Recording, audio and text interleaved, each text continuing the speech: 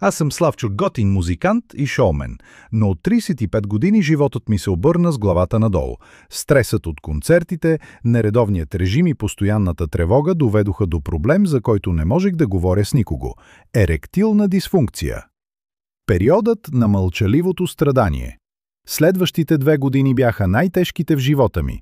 Загуба на увереност на сцената, проблеми в личните отношения, депресия и изолация, страх да не потърся професионална помощ.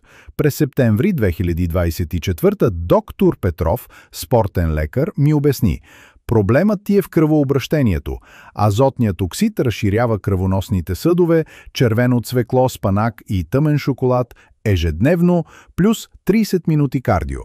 Започнах новия режим веднага. Всяка сутрин сок от червено цвекло 200 мл, обяд салата с спанак и орехи, вечер 2 квадратчета тъмен шоколад 85%, ежедневно 30 минути бягане или колоездене. След 3 седмици